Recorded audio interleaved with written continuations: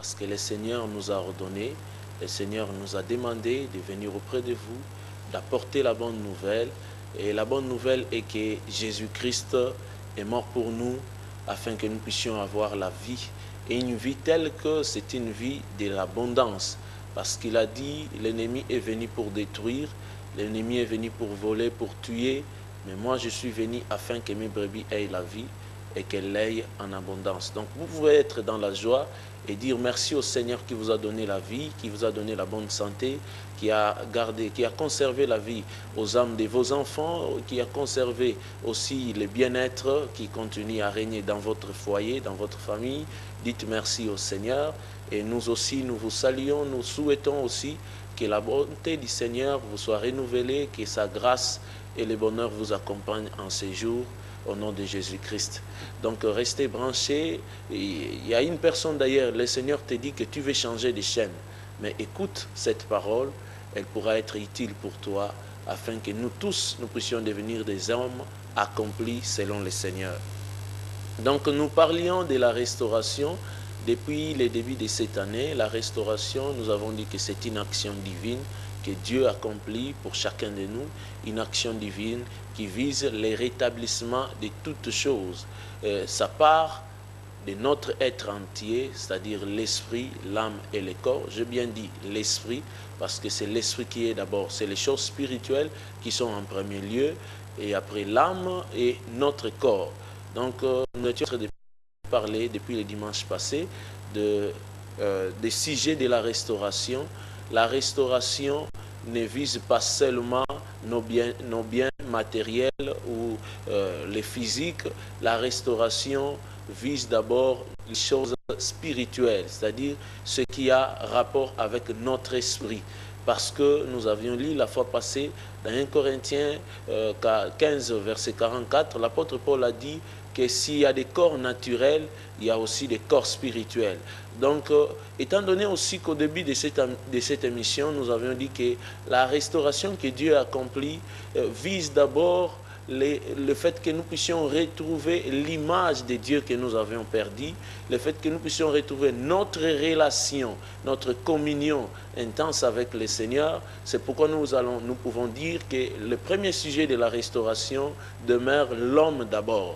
Donc tout ce que Dieu a fait depuis Genèse, même quand Dieu a appelé Abraham, quand Dieu a rencontré Isaac, quand Dieu fit alliance avec Jacob, tout ce que Dieu faisait, il le faisait pourquoi? Parce qu'il cherchait que l'homme revienne auprès de lui.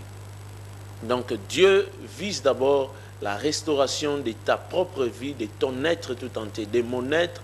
Après cela, quand mon être sera restauré, alors tout ce qui me concerne, ce qui concerne ma paix, ou ce qui contribue à ma paix, ce qui contribue à mon bonheur, ce qui m'accorde bénédiction matérielle, va aussi être touché, influencé. Les spirituels influencent aussi les matériels. La Bible nous dit, nous allons lire un texte dans 2 Corinthiens chapitre 5, verset 17, sincèrement, ou peut-être que vous le connaissez déjà, la Bible dit, si quelqu'un est en Christ, il est une nouvelle création. Dans ma version, on dit, la Bible Louis II, mais Scofield, la Bible dit, il est une nouvelle création. Les choses anciennes sont passées, voici toutes choses sont devenues nouvelles. Voici toutes choses sont devenues nouvelles. Celui qui est en Christ, il est devenu une nouvelle création. Quand on dit une nouvelle création, c'est-à-dire qu'il a connu une création, il a été recréé, il a été régénéré. La régénération. Et la fois passée, nous avions dit que cette régénération, ce renouvellement, c'est ce que Christ traduit par la nouvelle naissance dans Jean chapitre 3. À partir du verset 3 jusqu'en bas, vous allez lire, vous pouvez lire à la maison, Jean chapitre 3, même vous pouvez commencer au verset 1 jusqu'au verset 6. La Bible dit que si un homme n'est né de nouveau, il ne peut pas voir le royaume des cieux, il ne peut pas entrer dans le royaume de Dieu. Et le Seigneur dit au verset 6 que ce qui est né de la chair est chair, mais ce qui est né de l'esprit est esprit. C'est-à-dire que les choses de la chair ne peuvent pas être confondues avec les choses de l'esprit. Si les choses de la chair peuvent marcher, ça ne peut pas marcher de même que les choses de l'esprit marchent. C'est pourquoi même la Bible nous dit dans 1 Corinthiens au chapitre 2, à partir du verset 12, que c'est par l'esprit de l'homme que nous connaissons les choses des hommes ou les choses humaines, les choses naturelles. Mais par l'esprit de Dieu seulement, nous pouvons connaître les choses de Dieu, les choses spirituelles. Et c'est pourquoi même il est dit dans la suite que l'homme spirituel, il juge de tout. Parce que les choses de la vie même qui concernent la vie, c'est spirituellement qu'on en juge. Donc c'est ça. C'est pourquoi nous avons commencé par dire que ce qui importe d'abord le plus pour une personne, c'est que son esprit soit renouvelé ou restauré. Ce renouvellement de l'esprit, c'est ce qu'on appelle ici une nouvelle création. Donc en Jésus-Christ, on peut devenir une toute nouvelle personne. En Jésus-Christ, on peut voir son intelligence être renouvelée. Parce que quand nous parlions de l'esprit, nous avions dit que Dieu a mis son image en nous. Et l'image de Dieu en nous, dans Genèse chapitre 1, verset 26, où Dieu a dit « Créons l'homme à notre image, selon notre ressemblance ». Et la Bible dit que Dieu créa l'homme, il créa l'homme et la femme à l'image de Dieu. Donc Dieu a mis son image en nous. Et l'image de Dieu, c'est quoi? C'est simplement le reflet de la personne ou de la personnalité de Dieu. C'est le fait que la divinité de Dieu soit exprimée dans l'homme. C'est le fait que la royauté de Dieu, la seigneurie de Dieu, sa grandeur et sa beauté, son excellence même, puissent habiter dans une personne. C'est comme ça que nous verrons dans la suite, dans Genèse au chapitre 2, Dieu a créé les animaux, mais Dieu a demandé à l'homme de leur donner des noms. Et comment est-ce qu'il a su cela? C'est parce que la divinité de Dieu était déjà en lui. Dieu a fait l'homme, il a fait de l'homme un Dieu sur terre. Nous ne disons pas que nous sommes au même titre que le Seigneur Jésus-Christ, non. Mais c'est simplement parce que Dieu a mis sa divinité en nous. C'est pourquoi aujourd'hui on nous appelle des saints. Des saints parce que Christ nous a sanctifiés. Donc c'est ça, Dieu a mis son image dans l'homme. Et la ressemblance de Dieu, c'est le simple fait, si nous pouvons comprendre, si nous devons comprendre ça simplement, c'est seulement le simple fait que l'homme que Dieu a créé doit commencer à faire les choses comme Dieu les fait. Si Dieu agit avec amour, avec justice, avec bonté, avec miséricorde, l'homme se mettra aussi à copier tout ce qu'il voit auprès de Dieu. Et le plus important, c'est que quand bien même l'homme s'est perdu, quand l'homme a commis l'iniquité, Dieu avait déjà la pensée de préserver l'homme, son être entier. C'est pourquoi dans Genèse 3, verset 21, la Bible dit que Dieu tia un agneau et il prit la peau de cet agneau-là, c'est-à-dire il a versé le sang. Et ce sang-là a été versé, était l'image, c'est ce qui préfigurait les sacrifices de Jésus-Christ. Aujourd'hui, Christ a répandu son sang. Et la Bible dit que sans effusion de sang, dans Hébreux chapitre 9, verset 22, sans effusion de sang, il n'y a point de pardon du péché. Donc Christ a répandu sa vie, Christ a versé de son sang afin que nous puissions être retrouvés, rachetés. Et dans Genèse 3, 21, la Bible dit que Dieu prit la peau de l'agneau et il en revêtit l'homme et la femme. C'est-à-dire, la Bible nous dit que Dieu voulait qu'il continue à paraître devant sa présence. Donc c'est ce que Dieu vise. Et même aujourd'hui, Dieu cherche le renouvellement, la restauration de tout notre être. Et cela, c'est dans le but que Dieu puisse retrouver sa gloire, parce que Dieu tire sa gloire dans tout ce que nous sommes d'abord et après dans ce que nous faisons. Et si Dieu tire sa gloire dans ce que nous faisons, c'est qu'il va aussi restaurer nos biens matériels. Mais le plus important, nous devons retenir ce que Dieu cherche d'abord, que nous puissions avoir les saluts dans notre être entier, dans notre être intérieur, dans notre homme intérieur, que ton homme intérieur, c'est-à-dire ton esprit, soit renouvelé. C'est ça le plus important. C'est pourquoi nous avons dit la fois passée qu'au commencement, au début, Dieu a créé l'homme à son image, mais quand l'homme a péché, l'homme s'est souillé, il s'est corrompu. C'est pourquoi dans Éphésiens au chapitre 2, la Bible nous dit ceci, que vous étiez morts à cause par vos offenses et par vos péchés, dans lesquels vous marchiez autrefois selon les trains de ce monde, selon les princes de la puissance de l'air, de l'esprit qui agit maintenant dans les fils de la rébellion. Nous tous aussi, nous étions de leur nombre, dit l'apôtre Paul, et nous vivions autrefois selon les convoitises de notre chair, accomplissant les volontés de la chair et de nos pensées. Donc, bien-aimés dans le Seigneur, nous devons comprendre que l'esprit qui n'a pas Jésus-Christ, celui qui n'a pas Christ, son esprit est dans l'état de la mort spirituelle.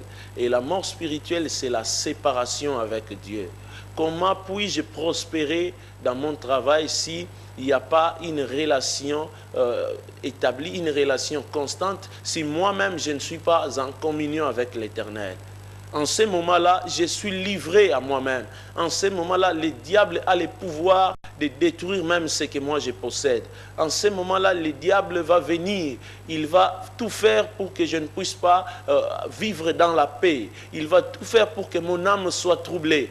Parce que quand l'esprit d'une personne est séparé de Dieu, c'est normal que tout ne puisse pas marcher. C'est pourquoi la Bible nous montre dans Éphésiens 2, dans la suite, à partir du verset 12, la Bible dit « Souvenez-vous qu'en ces temps-là, vous étiez sans Christ, privés du droit de citer en Israël, étrangers aux alliances de la promesse, sans espérance et sans Dieu dans le monde. Maintenant, en Jésus-Christ, vous qui étiez jadis éloignés, vous avez été rapprochés par le sang de Christ. Le sang de Christ nous a rapprochés. Donc, aujourd'hui, je dois comprendre que si Christ n'est pas en moi, je ne peux pas espérer que les promesses que Dieu donne à ses élus, que les promesses que Dieu donne à ses saints, que ces promesses-là puissent s'accomplir dans ma vie. Donc c'est comme si quelqu'un qui n'est pas en relation avec une personne importante, qui est élevée en dignité, et qui puisse dire que non, ngai naebi mutuana. Le fait que tu dises que naebi mutuana ne veut pas du tout signifier que cette personne-là peut te recevoir ou il peut te recommander. Non, c'est le fait plutôt que cette personne-là qui est élevée puisse te connaître. Quand lui, il te connaît, alors tu as accès à beaucoup de choses. Alors tu peux entrer dans sa grandeur. Alors tu peux avoir aussi une place à ses côtés. Alors tu peux bénéficier des privilèges que lui donne. C'est aujourd'hui aussi le cas. Jamais, je peux bien dire qu'au nom de Jésus-Christ, s'il n'y a pas une relation véritable avec Christ, ils vont tout simplement te rire. Donc c'est pourquoi, bien aimé dans le Seigneur nous appelle d'abord à retrouver notre relation avec lui. Le plus important, c'est ça.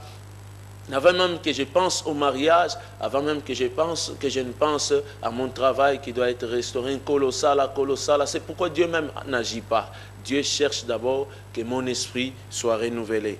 Et dans l'esprit d'une personne, c'est là où se trouve l'intelligence, la sagesse, la conscience de la présence de Dieu, la conscience même du bien et du mal, ce que nous appelons la vertu. La force d'une personne, c'est-à-dire son caractère, se trouve aussi dans l'esprit de Dieu. Et c'est dans l'esprit de Dieu que l'homme se plaît aux choses de Dieu, dit l'apôtre Paul dans Romains chapitre 7 au verset 21. Il dit que je me plais à la loi du Seigneur par mon homme intérieur, parce que mon âme, l'âme qui est soumise à la chair, l'âme qui se comporte comme les volontés de la chair, en suivant les volontés de la chair, accomplissant les convoitises passionnées de la chair, fait la guerre à notre esprit. C'est pourquoi mon esprit, ton esprit doit être renouvelé. Et cet esprit, l'esprit est renouvelé au moment où nous venons à Jésus-Christ. Et quand je viens à Christ, je connais la nouvelle naissance, ce qu'on appelle la régénération, qu'accomplit le Saint-Esprit. Et cela n'est possible que si je crois en Jésus-Christ et si je l'accepte comme Seigneur et Sauveur, selon Romains chapitre 10, verset 9 à 10, en ce moment-là, je vais parvenir à la justification. Jésus-Christ va enlever tous mes péchés, tous tes péchés. Et aujourd'hui, c'est possible. C'est pourquoi toi qui es en train de suivre cette parole, le Seigneur t'appelle. Il veut que tu sois à lui, que tu lui appartiennes toute ta vie. Bien-aimés dans le Seigneur, nous disions aussi que l'homme n'a pas seulement l'esprit en lui, nous avons aussi l'âme. Notre âme a besoin d'être aussi restaurée. Parce que la Bible nous dit dans 1 Pierre, nous pouvons lire 1 Pierre chapitre 2, verset 11, « Bien-aimés, je vous exhorte comme étrangers et voyageurs sur la terre, à vous abstenir des convoitises charnelles qui font la guerre à l'âme. » Et là, l'apôtre Paul a dit dans Ephésiens 2 que nous marchons accomplissant les volontés de nos pensées. Et la pensée de l'homme, c'est ce qui influence son âme. La pensée, dans notre âme, il y a notre orgueil. Dans notre âme, il y a nos sentiments, nos désirs. Il y a soit les convoitises qui nous conduisent. Dans notre âme, il y a les volontés liées à la chair. Il y a la pensée qui est liée à notre cerveau, c'est-à-dire nos capacités intellectuelles. Parce qu'il y a des gens qui croient que l'éthique peut être comparée à la volonté de Dieu qui est dans la Bible. Non. C'est comme une personne qui dit que il y a des gens qui disent que l'homme est guéri par la pensée. Non, c'est Jésus-Christ qui guérit. C'est la parole de Dieu qui nous guérit. C'est la parole de Dieu dans notre esprit qui produit la guérison. C'est pourquoi la Bible dit que c'est par ses meurtrissures, dans Isaïe 53, verset 5, que nous sommes guéris. Donc la guérison de l'âme d'une personne est aussi dans la parole du Seigneur. Selon Psaume chapitre 19, verset 8, je vais lire au nom de Jésus-Christ.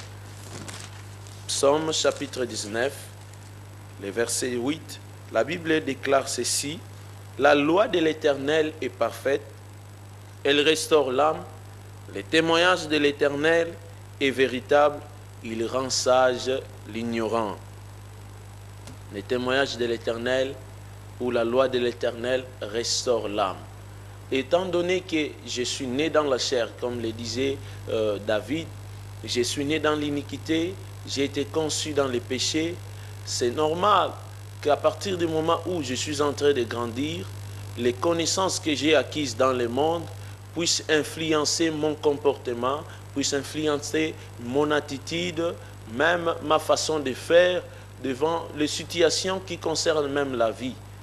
C'est pourquoi, quand je viens à Jésus-Christ, j'ai besoin, l'apôtre Paul dit toujours dans Philippiens, qu'il faut travailler pour mon salut. Je dois travailler pour mon salut parce que le Seigneur Jésus-Christ, c'est-à-dire le Saint-Esprit, va m'apprendre à aimer les choses comme Dieu les aime. Le Saint-Esprit va m'apprendre à agir comme Dieu agit. La justice n'est pas dans l'homme naturel. La justice n'est pas dans l'homme qui s'est corrompu dans les péchés. Qu'importe ton instruction, qu'importe bien aimé tes diplômes, cela ne peut pas influencer ton âme au point que tu sois sauvé. C'est Jésus-Christ qui sauve. Et la loi de l'Éternel, chaque jour, c'est celle qui restaure notre âme. C'est-à-dire, quand j'apprends à écouter la parole du Seigneur, la parole de Dieu me suffit par rapport à ma façon de faire, par rapport à la façon dont je me comporte, parce que la Bible dit dans Jacques que la parole de Dieu, c'est comme une glace, un miroir. Elle nous reflète notre image, elle nous reflète notre nature. La parole de Dieu me dit dans Marc chapitre 7, verset 21, que c'est ce qui sort de ma bouche qui me suit. C'est ce qui provient de mon cœur. Parce que c'est dans le cœur de l'homme que se trouvent les mauvaises pensées. Dans le cœur de l'homme que se trouve le meurtre. C'est dans le cœur de l'homme que se trouve l'impudicité, l'impureté, les adultères, les vols, les tueries. Et c'est à partir de ce moment-là que j'écoute la parole du Seigneur. Quand je la reçois, alors mon âme est rétablie. Vous savez que la maladie spirituelle est plus dangereuse que la maladie physique. C'est vrai, Ngungia Koki Koswanga et je tombe malade. J'ai la malaria. Je peux prendre un médicament. Mais quand ton esprit est malade, bien aimé, tu peux aller à l'hôpital. On peut bien te traiter. Il y a des gens qui aujourd'hui qui cherchent la guérison par des voies physiques. C'est-à-dire que tu peux bien aller à l'hôpital. C'est vrai, nous devons aller à l'hôpital, nous faire soigner, mais nous avons aussi besoin de la guérison dans notre esprit. Nous avons aussi besoin de la guérison de notre âme. Parce que quand dans mon âme, mes émotions, m'amène toujours à vivre selon. Disons donc, chaque fois, devant une situation, je panique, j'ai la peur. Or, la Bible nous dit que l'antidote de la peur, c'est quoi? C'est la foi. Il faut que mon âme arrive à faire confiance au Seigneur, que j'arrive à croire au Seigneur, que j'arrive à mettre ma volonté à accomplir ce que les choses de Dieu. Et cela, ça nécessite une guérison de mon âme. Et le Seigneur le fait. C'est ce que nous appelons la restauration. La parole du Seigneur peut restaurer ton âme. C'est pourquoi chaque matin, quand je me réveille, je prends la Bible, je lis, j'ai mon exercice spirituel. Comme au ministère, nous donnons toujours des exercices spirituels, que chaque jour, je dois nourrir mon esprit, nourrir mon âme. La Bible nous dit même dans 1 Pierre chapitre 2, verset 2, qu'il faut que je prenne plaisir, désirer comme des enfants nouveau-nés, le lait spirituel de la parole de Dieu. Et c'est ce lait spirituel de la parole de Dieu qui nous amènera à croître. Parce que quand on est enfant, nous devons comprendre qu'il y a des choses que nous ne pouvons pas maîtriser. Quand on est enfant, il y a des choses même qu'on ne peut pas toucher. Il y a des choses qu'on ne comprendra pas. C'est pourquoi dans le Seigneur, je suis appelé à croître. Oh, la Bible nous dit même, dans Ésaïe chapitre 40, verset 21, que les enfants, ils se fatiguent. C'est-à-dire qu'ils se lassent parce que quand les situations arrivent, ils délaissent très facilement. Mais c'est lui qui se confie en l'Éternel, il renouvelle sa force. C'est-à-dire quoi? Il y a un moment dans la vie où je suis éprouvé, où le Seigneur permet même les épreuves. Mais quand je n'ai pas la véritable révélation du Seigneur Jésus-Christ, quand je ne connais pas l'amour de Christ, quand je ne suis pas encore parvenu à la compréhension de l'espérance, c'est-à-dire des promesses que Dieu a réservées pour moi, si j'obéis à sa parole, en ce moment-là, je vais me perdre. C'est pourquoi la Bible dit que mon cœur, que les yeux de mon cœur doivent être illuminés pour que je comprenne et je saisisse l'espérance qui est attachée à mon appel. Donc, bien-aimé dans le Seigneur, ton esprit doit être renouvelé. Le Seigneur peut te guérir aujourd'hui. Il guérit ton esprit. Il y a des gens qui sont malades, qui cherchent chaque jour, mais le Seigneur peut te guérir. Et à partir de ce moment-là, quand ton esprit sera guéri, c'est-à-dire quand tu vas retrouver cette nouvelle, ce renouvellement, quand Christ va te recevoir, il peut sauver ton esprit. Il peut enlever l'influence du péché sur toi. Parce que celui qui vient à Jésus-Christ, la Bible dit qu'il n'est plus sous la loi, mais il est maintenant là sous la grâce. C'est pourquoi la Bible nous dit qu'il enlève la condamnation. Et la condamnation, c'est ce qui nous amène aujourd'hui à paniquer devant la vie, à aller n'importe où, et au point même de nous perdre. Mais le Seigneur Jésus-Christ, la Bible dit qu'il a effacé. Il a effacé les actes et les ordonnances qui nous condamnaient et tout ce qui subsistait contre nous. Il l'a détruit en les clouant à la croix. Aujourd'hui, tu peux parvenir à cette guérison. Aujourd'hui, le Seigneur peut guérir mon esprit, il peut guérir ton esprit. Nous allons prier. Seigneur Jésus-Christ, je viens à toi. Nous venons à toi, Seigneur, ce matin. Oui, Éternel, nous avons écouté ta parole. Seigneur Jésus-Christ, prends place dans ma vie. Seigneur Jésus-Christ, j'accepte et je comprends que tu es mort pour moi à la croix et tu as payé ta vie.